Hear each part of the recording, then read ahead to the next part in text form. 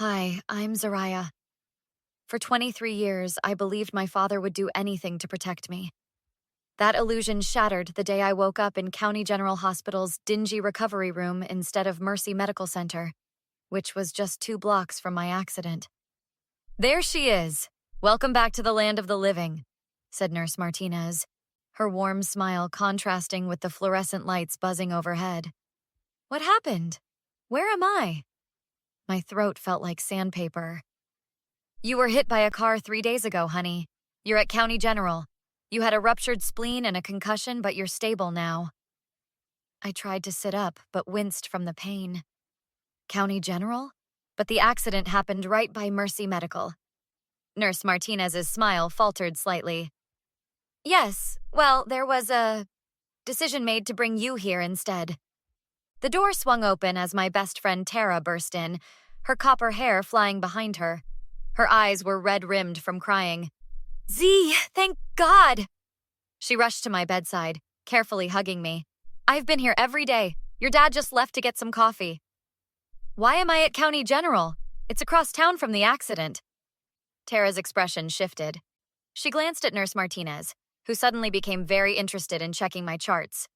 What aren't you telling me? I asked. Tara sat on the edge of the bed, taking my hand. Z, there's something you should know. I didn't want to be the one to tell you this, but… Miss Martinez! A deep voice called from the doorway. Dr. Reynolds gestured for the nurse. May I speak with you for a moment? They stepped outside, but I could still hear their hushed conversation through the partially open door. Is that the girl whose father made that comment about the cheapest hospital? Dr. Reynolds asked. Yes, that's her, Nurse Martinez replied. The EMT who brought her in was furious. Said the father insisted they take her here instead of Mercy because our rates are lower. Didn't he say something like, if she doesn't make it, at least we didn't spend much? My heart stopped. The room started spinning. He said that? Tara hissed, her face contorted with rage. My father said that? About me? My voice came out as a whisper. Tara squeezed my hand. I'm so sorry, Z. There must be some mistake, I said, though the sick feeling in my stomach told me otherwise. It's not a mistake, said another voice. My cousin Eliza stood in the doorway. I was there, Z. I followed the ambulance. Your dad was on the phone with his financial advisor while you were bleeding on the street. When they said they were taking you to Mercy, he interrupted his call to redirect them here. But why would he? Because County General is in-network for your insurance with a lower copay, Eliza said. He was worried about how your medical bills would affect his retirement fund. The door swung open again, and there he stood. My father, coffee in hand, his face breaking into a relieved smile that didn't reach his eyes. Princess, you're awake. Thank goodness, he said, setting his coffee down. I was so worried. I looked at him, really looked at him, for the first time in my life. Were you, Dad? Were you really worried about me? Or were you more worried about the hospital bill? The room went silent. My father's smile froze on his face. What are you talking about? He asked, his voice carefully controlled. Of course I was worried about you. Is that why you told the ambulance to take me to the cheapest hospital? Because you were so concerned about my well-being? His eyes darted to Nurse Martinez, who had returned with Dr. Reynolds. Who told you that? That's absurd. I heard it myself, sir, Dr. Reynolds said, stepping forward. The EMT who brought your daughter in was quite disturbed by your comment. This is ridiculous, my father scoffed. I simply suggested they take her to an in-network facility. Any responsible parent would do the same. Tara stood up, placing herself between me and my father. Responsible parents don't gamble with their children's lives to save a few bucks, Mr. Thompson. You don't understand the financial pressures of being a parent, he shot back. Dad, please stop lying, I said, my voice stronger than I expected. I need to know exactly what happened. The door opened again, and a man in scrubs entered. His name tag read, Kevin Alvarez, EMT. I heard you were awake, he said to me. I wanted to check on you. My father's face paled. Who are you? I'm the EMT who brought your daughter in, Kevin said coldly. I was there when you told us to skip Mercy and come here instead. You have no right to discuss this, my father hissed. Actually, I do, Kevin replied. Miss Thompson, your father specifically said, and I quote, take her to County General. It's cheaper. If she doesn't make it, at least we didn't spend much. Is that true, Dad? My father's face hardened. You're taking it out of context. I was in shock. I wasn't thinking clearly. That's interesting, came another voice. A woman in a suit stood at the doorway. Because the financial advisor you were speaking with on the phone says you were quite clear-headed discussing your portfolio while your daughter was being loaded into the ambulance. Who are you? My father demanded. Andrea Wilson, hospital administrator, she said, walking in with a tablet. We've received some concerning reports about your statements at the scene of the accident. This is outrageous, my father spluttered. I have rights. Doctor-patient confidentiality. That doesn't apply to statements made in public to first responders, Andrea replied calmly. Zariah, don't listen to them, my father pleaded, his tone softening as he tried to take my hand. They're trying to create drama where there is none. I pulled away from him. I want to hear the 911 call. Andrea nodded. We can arrange that. We've also spoken with your mother. My parents had been divorced for years. My mother lived across the country. Mom knows about this? I asked. She's on her way here now, Eliza said gently. She's furious. This is a family matter that's being blown completely out of proportion, my father insisted, looking increasingly uncomfortable. Family matters don't usually involve potential criminal charges, Andrea said. Criminal charges? I echoed. Kevin nodded grimly. Deliberately directing emergency medical services to a facility that could compromise patient care can be considered reckless endangerment. My father's face reddened. This is absurd. I made a suggestion based on financial considerations. That's all. We have 6 witnesses who heard you say, if she doesn't make it, at least we didn't spend much, Andrea said, reading from her tablet, including 2 police officers who responded to the scene. I need to speak to my lawyer, my father muttered, pulling out his phone. As they filed out, Tara leaned down to whisper, We're going to make this right, Z. He won't get away with this. For the first time since waking up, I felt something other than shock. A cold, clear determination. No, he won't. 2 weeks later, I was discharged from the hospital. My mother had taken emergency leave from her job to stay with me in my apartment. We were sitting at my kitchen table with Andrea Wilson and Detective Sarah Chen when my father arrived for our scheduled meeting. I don't understand why this detective is here, he said immediately. This is a private family matter. Please sit down, Mr. Thompson, Detective Chen said calmly. This meeting was arranged at your daughter's request. Zariah, sweetheart, my father began, ignoring the detective. I know you're upset, but you're blowing this way out of proportion. Was that also why you called your financial advisor while I was being loaded into the ambulance? I asked. I was calling to make sure we had coverage for your medical expenses? My mother scoffed. That's not what Brad at Fidelity said. He told me you were checking how a potential funeral would affect your taxes compared to ongoing medical care. My father's face darkened. Brad had no right to discuss our conversation with you. Actually, he did, Andrea interjected. When there's potential criminal negligence involved, those conversations aren't protected. Criminal negligence? This is ridiculous. Is it, Dad? I leaned forward. Because we've reviewed the 911 call. We've spoken to everyone who was there. I was trying to be practical, he insisted. Medical bills can be devastating. More devastating than losing your daughter? My mother demanded. Stop lying, I cut him off. Just stop. Remember when you invested my college fund? Or when you took out that massive life insurance policy on me last year? That was for your protection. With you as the sole beneficiary? Detective Chen asked, flipping through her notes. You don't understand, my father said, sweat beading on his forehead. Everything I've done has been for her future. For her future? Or for your retirement? My mother asked bitterly. This is absurd, he snapped, standing up. I came here in good faith to resolve this misunderstanding, not to be ambushed. Sit down, Mr. Thompson, Detective Chen said firmly.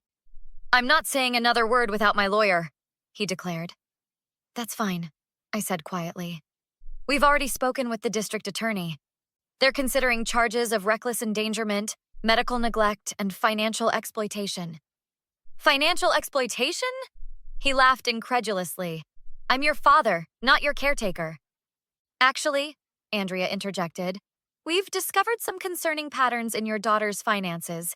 Joint accounts that have been systematically drained. Medical reimbursements that never reached her. My father's face went ashen. Those were investments I made on Zariah's behalf. Without her knowledge or consent, Detective Chen noted. Zariah, please, my father pleaded, his tone suddenly gentle. This is all a terrible misunderstanding. You know I love you. You're my little girl.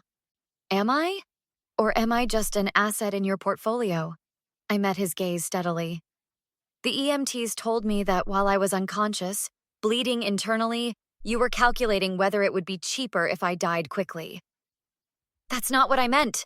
I was in shock, scared of losing you. Then why were you so calm discussing tax implications with your financial advisor? My mother demanded. Some of us have to think practically, he snapped at her. Is that what you call it? I asked. Practical. To gamble with your daughter's life to save money? I'm sorry if my words hurt you, he said, reaching for my hand. I truly am. I pulled my hand away. I understand perfectly now, and I'm done. What does that mean?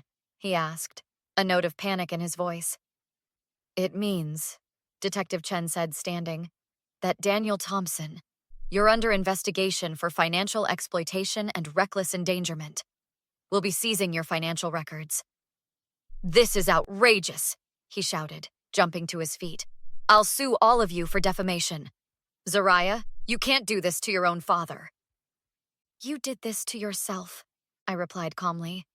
When you decided my life was worth less than your money. I'm your father, he roared, slamming his hand on the table. You ungrateful little... Mr. Thompson, Detective Chen said sharply, stepping between us. I suggest you control yourself. Threatening your daughter will only make your situation worse.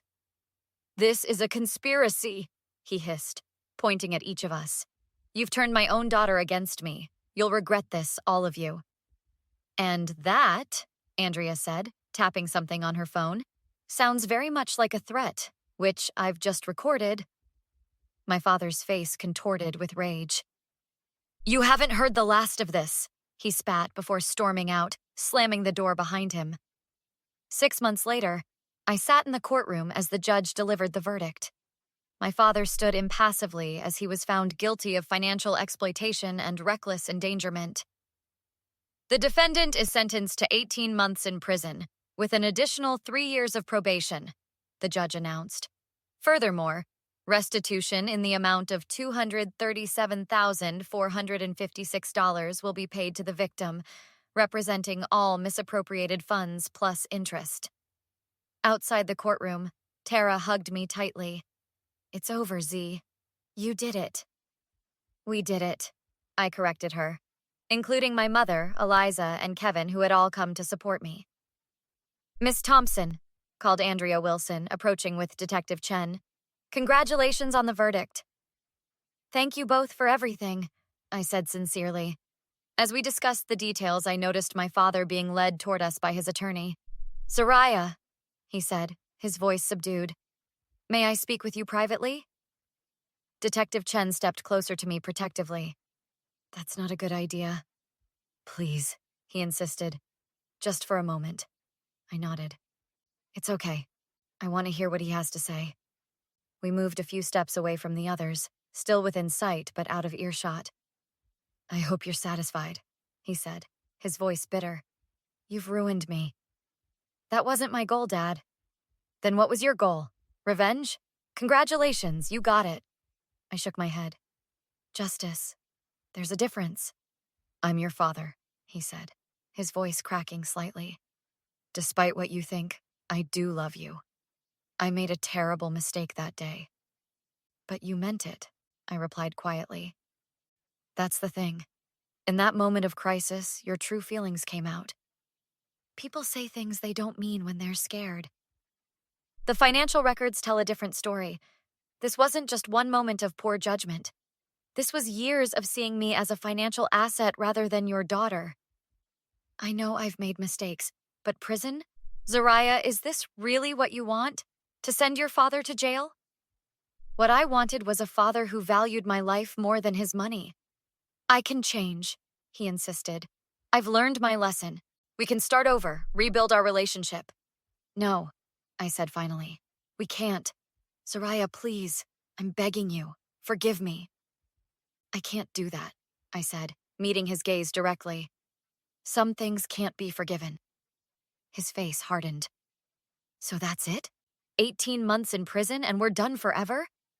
We were done the moment you decided my life had a price tag. As the guards approached to take him away, he called out, You'll regret this, Zariah. One day you'll need me and I won't be there. I already needed you, I replied calmly. On the day of the accident, and you weren't there then either. Later that evening, we gathered at my apartment. My mother, Tara, Eliza, Kevin, and even Nurse Martinez had come to celebrate. To justice, Tara toasted, raising her glass. And to new beginnings, my mother added. How do you feel? Kevin asked me quietly as the others chatted. Lighter, I admitted, like I can finally move forward. Any regrets? He asked. I thought about my father's plea for forgiveness. No, I said firmly. Some relationships aren't worth saving. Some betrayals cut too deep. What happens next for you? Nurse Martinez asked. I smiled, the first genuine smile I'd felt in months. I'm going back to school to finish my degree in hospital administration. Andrea offered me an internship at Mercy Medical. Full circle, Eliza remarked. Something like that, I agreed. I want to make sure no one else has to go through what I did. No one should have to wonder if their life is worth saving. As we continued talking into the night, I realized something important. Family isn't always about blood. Sometimes it's about the people who stand by you when you need them most. What would you do if someone you trusted put a price tag on your life? Would you have the courage to stand up for yourself, even if it meant losing that relationship forever?